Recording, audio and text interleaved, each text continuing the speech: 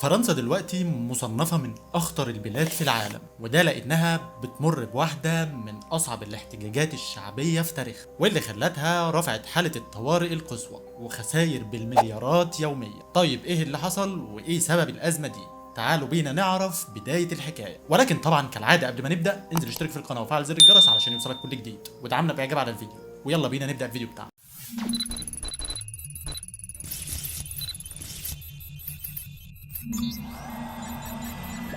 بالقرب من ضواحي العاصمة الفرنسية باريس، وتحديدا مدينة نانتينير، بدأت القصة. مراهق من أصول جزائرية بيبلغ من العمر 17 سنة كان سايق عربية مرسيدس مأجرها، واللي وقفته شرطة المرور علشان يتضح إنه ما يملكش شهادة قيادة أو رخصة قيادة، وده على حسب أقوال الشرطة الفرنسية. حصلت مشادة وجدال بينهم، وعلى حسب اقوال الشرطه قالت ان المراهق نائل حاول انه يهرب بعربيه لدرجه انه كان هيدوسه، وده السبب اللي خلى الشرطه اطلقت النار عليه علشان يسقط نائل قتيل، ويطلع بعدها تقرير التحقيق بسرعه بدون ما يتهم الضباط او حتى يتحقق معاهم. لكن من سوء حظ الضباط دول ان كان في شخص من اللي في الشارع صور الحادثه كامله وقام بنشر الفيديو على مواقع السوشيال ميديا، واللي كان ظاهر في الفيديو كان مختلف عن روايه الشرطه تماما. ظهر فيه ضابط واقف بجانب عربيه نائل وبيكلمه من الشباك، يعني مش قدام العربية ولا حاجة ولا نائل كان هيدوسه، وكان الضابط موجه سلاحه لدماغ نائل وتعمد انه يضربه بالرصاص. الموضوع ده سبب غضب شعبي كبير جدا. الحادثه دي اشعلت الغضب في كل فرنسا وخصوصا في العاصمه باريس، وانتشرت اعمال شغب كبيره جدا ومواجهات مع الشرطه، والبلد حرفيا ولعت. واتدخل ماكرون ووجه حديثه للشعب علشان يحاول او في محاوله منه لامتصاص الغضب في الشارع الفرنسي، ولكن طبعا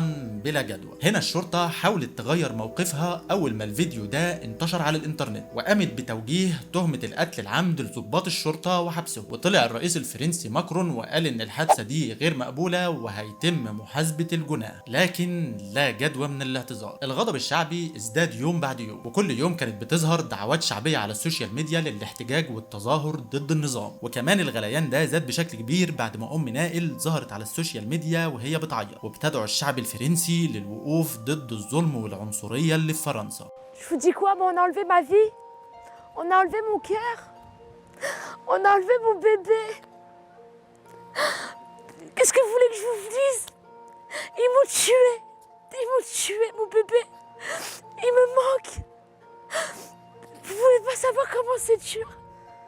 يوم 30 يونيو زادت أعمال الشغب والعنف أكتر، وبدأت فعلا مواجهات حقيقية بين المتظاهرين والشرطة لدرجة إنهم وصلوا لاقتحام السجون. وبسبب ده الرئيس الفرنسي اضطر إنه يلغي اجتماعه في القمة الأوروبية، وتم اعتقال أكتر من 600 شخص في اليوم ده بس. أعمال الشغب زادت جدا في الشوارع، اتدمر فيها كل ممتلكات وكل مؤسسات الدولة بدون تمييز وبدون تفرقة. الحرائق كانت مولعة في كل الممتلكات العامة، وتكسير ونهب بالمحلات التجارية وأسواق السلع وكل اللي كان بيجي في طريق المتظاهرين. في اليوم ده نزل اكتر من 45 ألف ضابط وعسكري امن، وانتشروا في كل شوارع ومدن فرنسا، لكنهم برضو ما قدروش انهم يوقفوا المتظاهرين عن اعمال الشغب والتخريب، لدرجة ان حركة النقل والمواصلات توقفت تماما. اعلن وزير الداخليه وقتها توقف حركه النقل العام والمترو من الساعه 9 بالليل والاجل غير مسمى، وده اللي خلى دول كتير تحذر رعاياها من السفر لفرنسا، وحتى اللي موجودين هناك طلبت منهم انهم يرجعوا على الفور. الحقيقه ان حسب تحليلات الخبراء قالوا ان اللي بيحصل في فرنسا ده ممكن يوصل البلد لحرب اهليه، حرب بين الشعب والشرطه وقوات الدفاع المدني. وخلونا ما ننساش ان عامه الشعب هناك معاهم اسلحه متطوره جدا وماشيين بها في الشوارع وسط الناس